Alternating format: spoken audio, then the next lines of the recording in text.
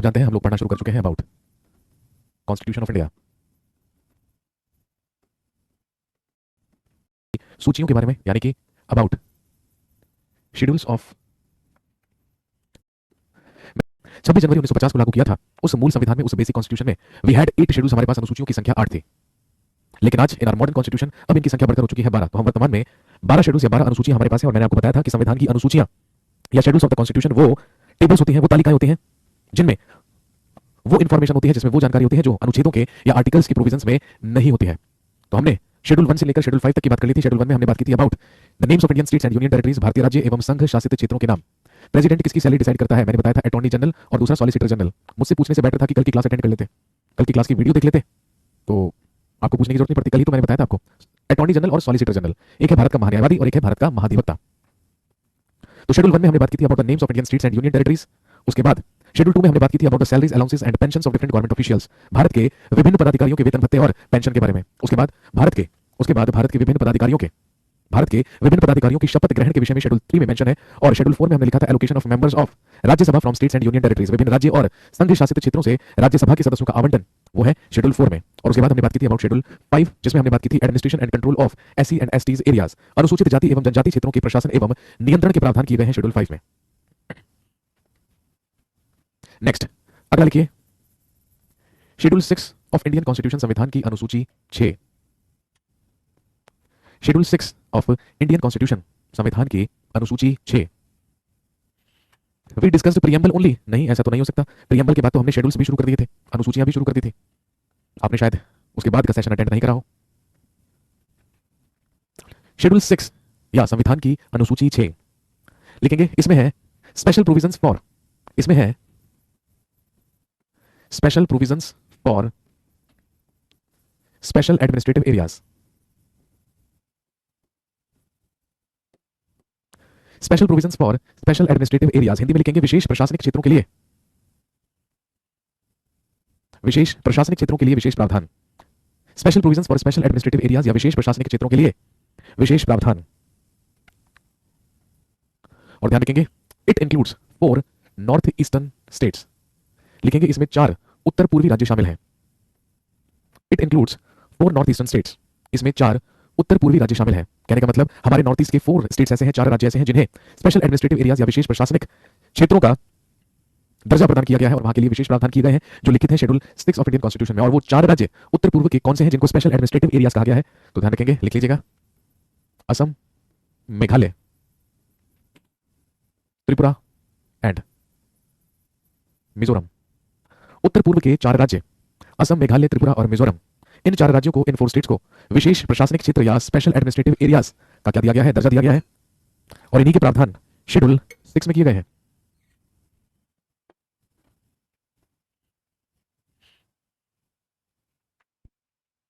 Next अगला लिखिए schedule 7 of Indian constitution, संविधान की अनुसूची 7।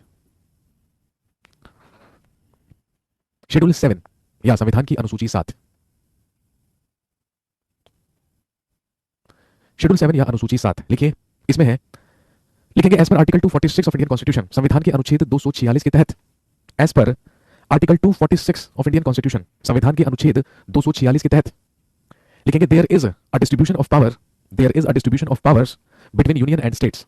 संविधान के अनुच्छेद 246 के तहत संघ एवं राज्यों के बीच शक्तियों का बंटवारा किया गया है।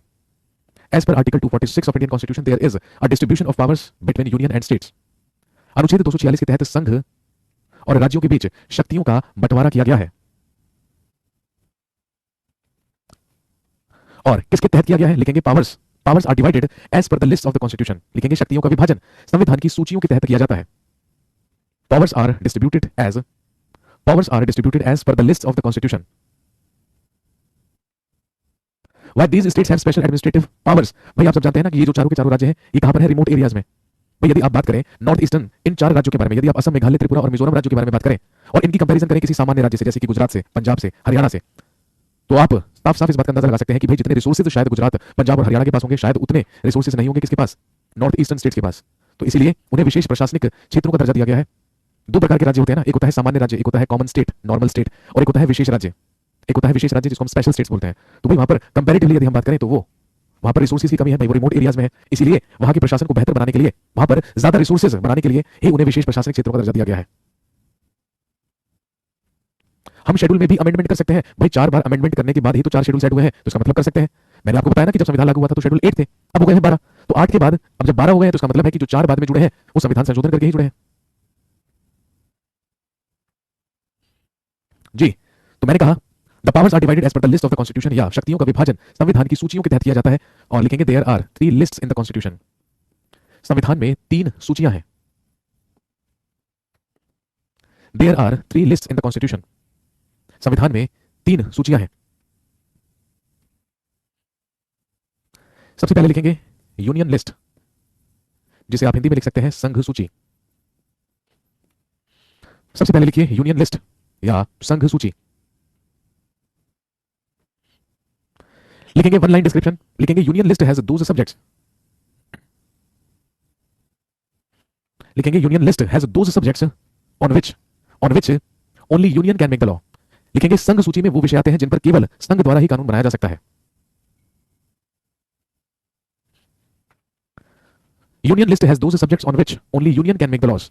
संघ सूची में वो विषय आते हैं जिन पर केवल संघ के द्वारा ही कानून बनाया जा सकता है। और यदि आपसे पूछें कि संघ सूची में कितने विषय हैं, तो ध्यान रखेंगे टोटल 100 सब्जेक्ट्स। संघ सूची में कुल 100 विषय हैं, लेकिन इनकी संख्या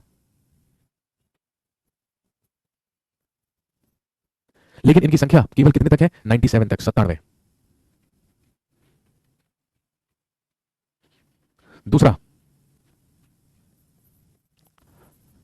दूसरा लिखिए स्टेट लिस्ट या राज्य सूची। दूसरी होती है स्टेट लिस्ट या राज्य सूची। लिखेंगे state list has those subjects. State list has those subjects. Sir ये आपने पहले भी लिखाई है। अरे मेरे भाई, पहले जब हमने लिखी थी तो 1935 गवर्नमेंट ऑफ इंडिया एक्ट के तहत जो सूचियां थी वो लिखी थी हमने। 100 और 97 समझ नहीं आया। देखो मैंने आपको क्या कहा, हमारे संविधान जब लागू हुआ था ना, तो हमारे संविधान में आर्टिकल कितने थे? 395। तो आज भी जब हम आर्टिकल लिखते हैं तो वो 395 तक ही लिखे जाते हैं, लेकिन इनकी संख्या 450 से अधिक हो चुकी है। फॉर एग्जाम्पल भाई, यदि एक आर्टिकल 21 है, ठीक है, तो बाद में एक और आर्टिकल जोड़ा गया है आर्टिकल 21A, तो हमने लिखा तो दोनों में 21 ही है, लेकिन ये काउंट होंगे 2 आर्टिकल। तो कहने का मतलब हम लिखेंगे 395 तक, लेकिन वो काउंट होंगे 450 से अधिक। बिल्कुल ऐसे ही संघ सूची के जो विषय है वो लिखे जाएंगे 97 तक, लेकिन है टोटल कितने? 100। ये मैंने आपको बताया। सर पहले तो 59 थे बेटे, 59 उस संघ सूची में थे जो 1935 के भारत शासन अधिनियम के तहत जोड़ी गई थी, लेकिन हम यहां पर अपने संविधान की सूचियों के बारे में बात कर रहे हैं। दूसरी होती है स्टेट लिस्ट, राज्य सूची, जो कि मैंने आपको लिखवाई थी प्रोविंशियल लिस्ट, प्रांतीय सूची। तो वही प्रोविंशियल लिस्ट या प्रांतीय सूची अब क्या कहलाएगी? State list. तो लिखेंगे state list has those subjects on which state makes the law. राज्य सूची में वो विषय आते हैं जिन पर राज्य के द्वारा कानून बनाया जाता है। राज्य सूची में वो विषय आते हैं जिन पर राज्य द्वारा कानून बनाया जाता है। State list has those subjects on which state makes the law. राज्य सूची में वो विषय आते हैं जिन पर राज्य द्वारा कानून बनाया जाता है।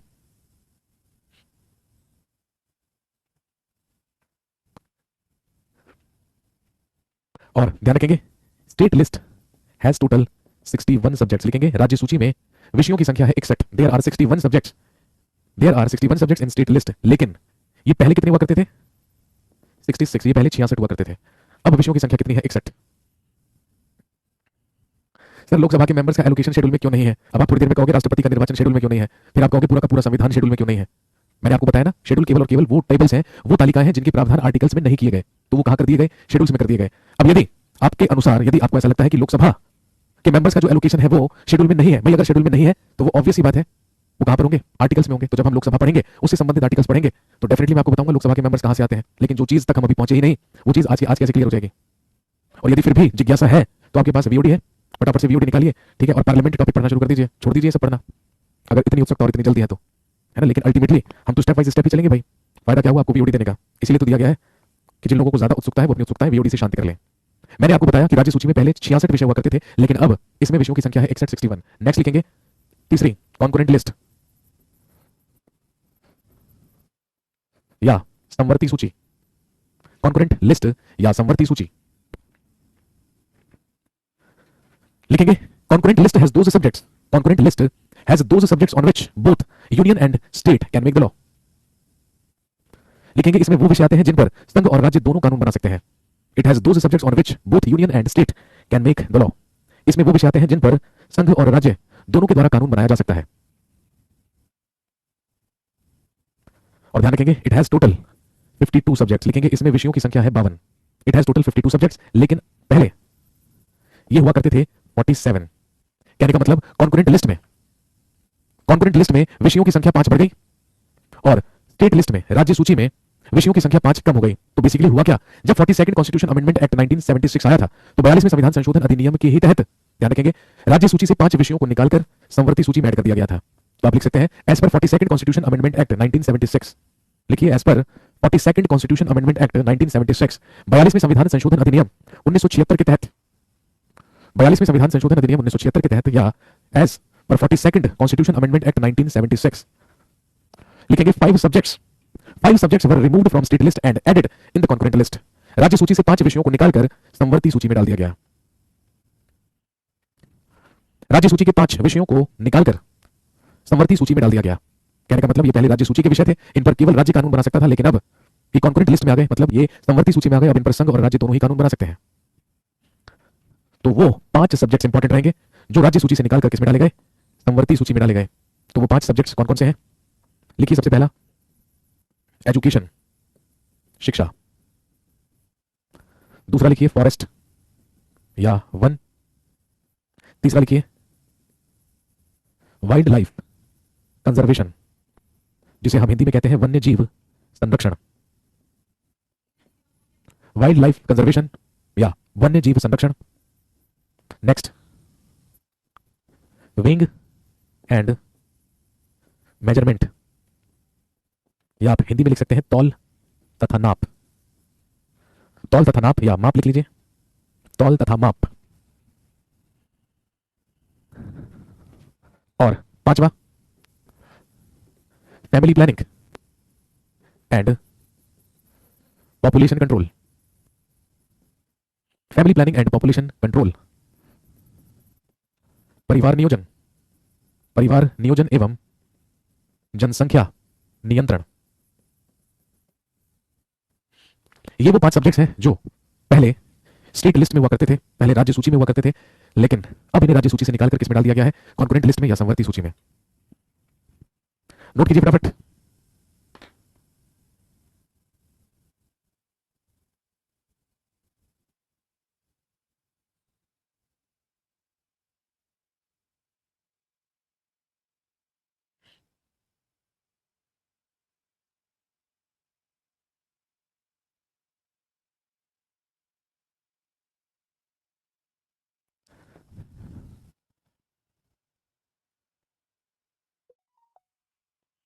हाँ जी, नोट कर लिया है।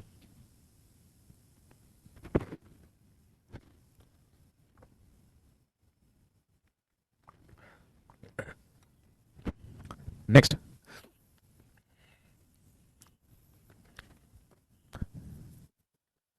अगला लिखिए शेड्यूल 8 ऑफ इंडियन कॉन्स्टिट्यूशन, संविधान की अनुसूची 8। शेड्यूल 8 ऑफ इंडियन कॉन्स्टिट्यूशन, संविधान की अनुसूची 8, जिसमें है, लिख लीजिए लैंग्वेजेस ऑफ द कॉन्स्टिट्यूशन, संविधान की भाषाएं। लैंग्वेजेस ऑफ द कॉन्स्टिट्यूशन या संविधान की भाषाएं।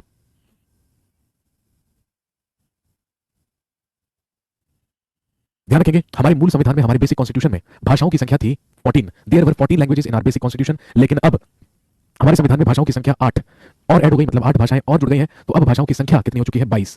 तो सबसे पहले हम बात करेंगे बेसिक कॉन्स्टिट्यूशन, मूल संविधान की, उन 14 लैंग्वेजेस के बारे में, उन 14 भाषाओं के बारे में जो हमारे मूल संविधान में ऐड की गई थी या जोड़ी गई थी। तो कौन कौन सी भाषाएं हमारे संविधान में है, लिख लीजिए। सबसे पहले असमीज, सबसे पहले लिखेंगे असमीज या असमी भाषा, और हम सब जानते हैं असम में बोली जाती है असमीज या असमी भाषा।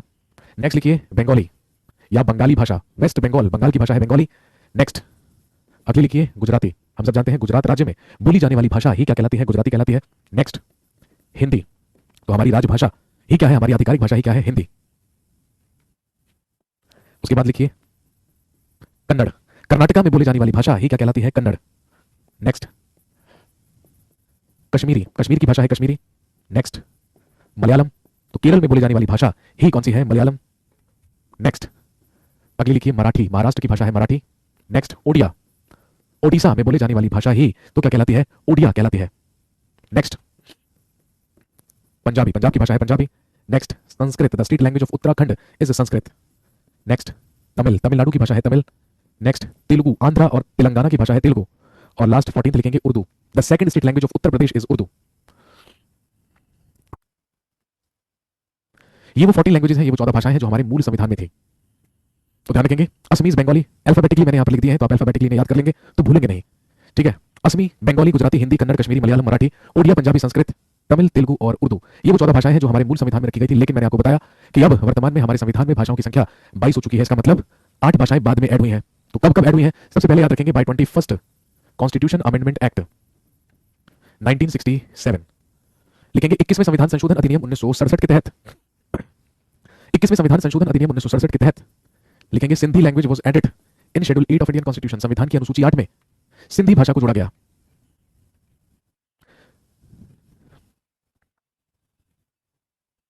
सर ये नंबर से याद करनी है भाई, जैसे मर्जी कर लो, नंबर से कर लो, है ना, या फिर अक्षरों से कर लो, का खगा से कर लो। नंबरों से नहीं करना है तो एबीसीडी से कर लो, जैसे मन करे वैसे कर लो, ये तो आपकी अपनी श्रद्धा है भाई। इसके बाद by 71st constitution amendment act 1992, 71वां संविधान संशोधन, 71वां संविधान संशोधन 1992। हमारे संविधान में जोड़ी गई 3 भाषाएं जो कौन कौन सी थी? लिखेंगे नेपाली, मणिपुरी और कोंकणी। तो आप जानते हैं उत्तर प्रदेश का वो क्षेत्र जो नेपाल से लगा है, वहां नेपाली का इस्तेमाल होता है। मणिपुर की भाषा है मणिपुर और गोवा और कोंकण तट की भाषा है कोंकणी, जो जोड़ी गई 1992 में। कहने का मतलब 4 भाषाएं जुड़ चुकी थी और अब संविधान की अनुसूची 8 में भाषाओं की संख्या 8 से 12 हो चुकी थी। इसके बाद 4 भाषाएं और हमारे संविधान की अनुसूची 8 में जोड़ी गई। कब? By 92nd constitution amendment act 2003, 92वां संविधान संशोधन अधिनियम 2003, जिसके तहत जोड़ी गई हमारे संविधान में 4 भाषाएं जो कौन कौन सी थी? मैथिली, बोडो, डोगरी और संथाली।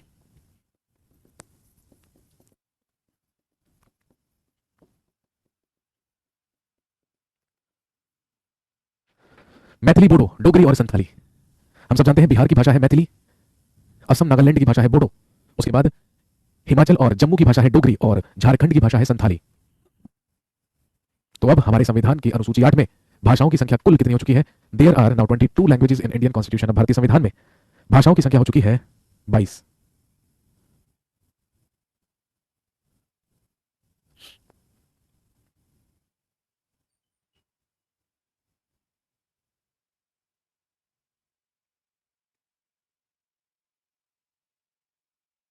नोट कर लीजिए।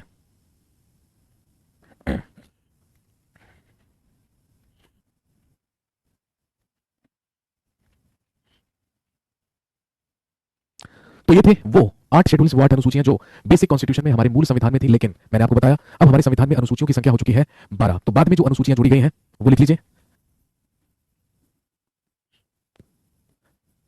भूमि सुधार के कानून, लॉज ऑफ लैंड रिफॉर्म्स या भूमि सुधार के कानून,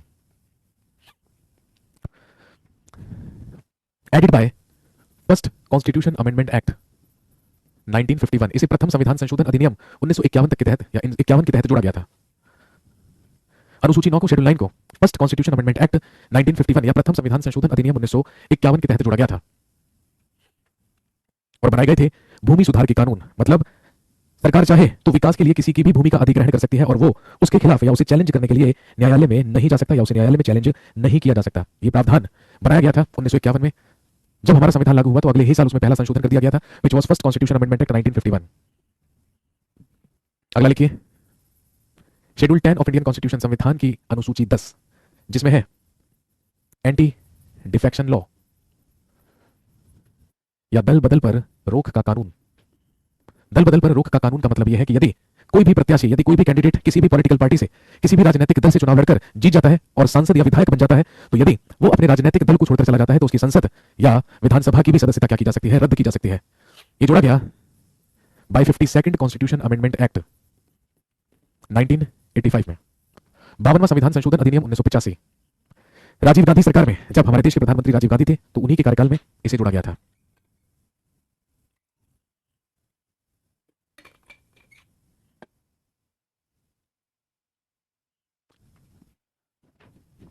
अगला लिखिए, schedule 11। Schedule 11, as per this schedule panchayats became the part of Indian constitution.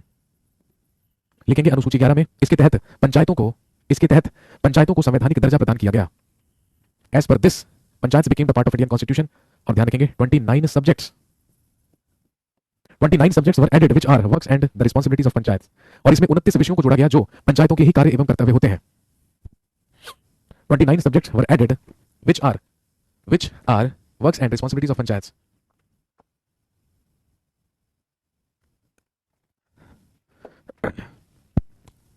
Next, schedule 12 of Indian constitution, संविधान की अनुसूची 12 लिखेंगे as per this schedule municipalities also became the part of Indian constitution. Municipalities also became the part of Indian constitution. इसके तहत नगर पालिकाओं को भी संवैधानिक दर्जा प्रदान किया गया। इसके तहत नगर पालिकाओं को भी संवैधानिक दर्जा प्रदान किया गया। Municipalities also became the part of Indian Constitution and 18 subjects were added. 18 subjects were added which are works and the responsibilities of municipalities. लिखेंगे और इसमें 18 विषयों को जोड़ा गया। और इसमें 18 विषयों को जोड़ा गया जो नगर पालिकाओं के ही कार्य एवं कर्तव्य होते हैं।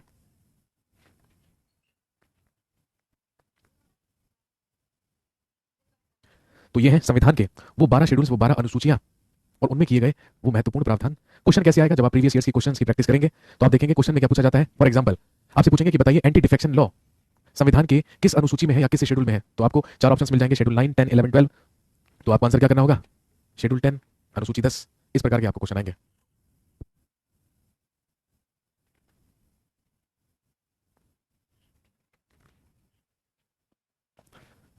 शेड्यूल 12 में मैंने बोला है कि इसके तहत नगर पालिकाओं को भी संवैधानिक दर्जा प्राप्त हुआ। इसके तहत नगर पालिकाओं को भी संवैधानिक दर्जा प्राप्त हुआ और 12 विषयों को जोड़ दिया गया जो नगर पालिकाओं के ही कार्य एवं कर्तव्य होते हैं।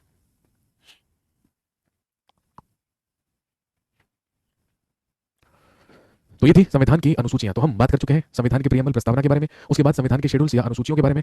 चलिए आज की कहानी को यहीं पर समाप्त करेंगे। अगली क्लास में जब आपसे मुलाकात होगी तो हम बात करेंगे about part 1 of Indian constitution या संविधान का भाग 1, जिसमें हम पढ़ेंगे यूनियन एंड इट्स स्टेट्स या संघ और उसके अधीन राज्य। Process of anti defection will be discussed in part 15 of Indian constitution, जब हम इलेक्शन के बारे में पढ़ेंगे, निर्वाचन। वहां पर हम बात करेंगे the process of anti defection. Present में 22 लैंग्वेज हैं। जी हाँ, 22 लैंग्वेज हैं।